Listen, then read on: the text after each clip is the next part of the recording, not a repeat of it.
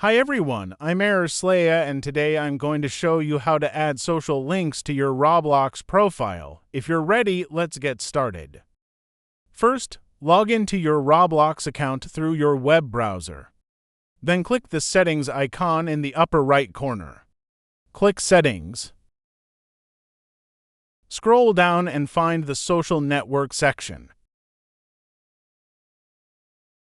Copy the link to the social media account you want to add and paste it into the corresponding empty line. I will add the link to my own YouTube channel as an example. I copy my YouTube channel link and go back to Roblox settings and paste the link under where it says YouTube. Finally, click the Save button. Now let's go to our Roblox profile and check it.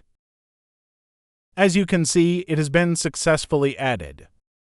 I hope this tutorial video on how to add social links to your Roblox profile was helpful.